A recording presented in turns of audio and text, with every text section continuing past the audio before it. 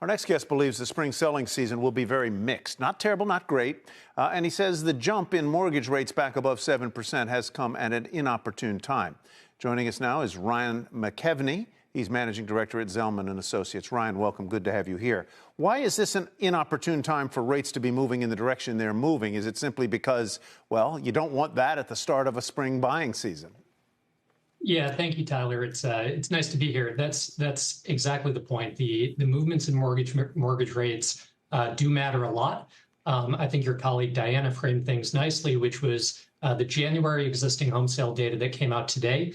It was a good number. It was up from December. It was the best since August.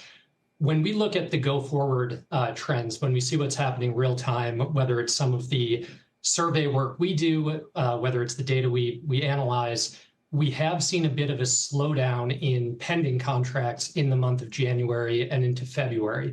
So while that headline for January was quite good, we do expect a bit of fading as we go into February and March. And at the end of the day, movements in mortgage rates going from 6.5 now up above 7, as you referenced, it does matter, and it's going to matter for that monthly cadence of transactions. Because to just pinpoint it here, because the January numbers were based on closings that took place in that month on transactions that were probably initiated when mortgages had come off the boil a little bit, right?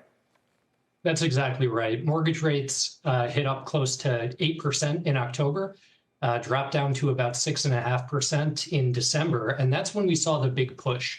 We saw really nice pending home sale activity in December. That's what flowed through into the home sale number today.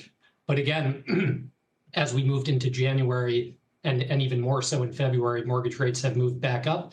That has corresponded with a bit of a fading. And I would say 1 month doesn't make a trend. You know, we do want to see that momentum building into the spring selling season. It's when the most activity happens. But at the same time, if we have mortgage rates peak out here and move lower, we do think eventually that occurs. It's very dependent on the Fed, very dependent on inflation. Our view today is existing home sales for the full year of 24 will be up a few percent from 23. So moving in the right direction, not a V-shaped snapback, at least not this year. But we likely have hit the trough in the latter part of 2023. Are you surprised at all that prices have continued to go up, even in the face of high interest rates? I suppose the reason for that is that inventory is still relatively low. So if you don't have supply, that creates a floor under prices and maybe makes them go up. But the basic question is, you might expect with high or rising interest rates that prices would be much more restrained than they are, and they have continued to show basically pretty healthy gains. Yeah, Tyler, I would say in 2023, one of the strongest points of upside to all of the housing metrics we forecast was, in fact, home prices. It is the dynamic you referenced. We've seen very low levels of transactions, but we've also seen very constrained inventory levels. So you haven't seen the large mismatch between demand relative to that supply.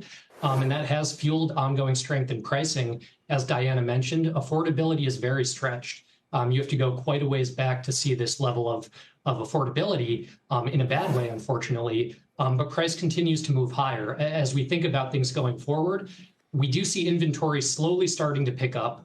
This month, it was up 3% year over year. We think it continues to build through the year. Eventually, all the buyers out there have a bit more to choose from. We think eventually that helps lessen the rate of price growth eventually. But in the moment today, prices remain strong and continue to move up. Are there any anomalies in the housing market region by region that you can point us to? In other words, is South Florida still blazing hot and the upper Midwest still cool, or vice versa, whatever? I would say there are a lot of market by market differences. Even within South Florida, some areas remain hot. Some have cooled down a bit. I would say most recently, the checks we've done around the country, the areas that stood out most positive to me were on the West Coast.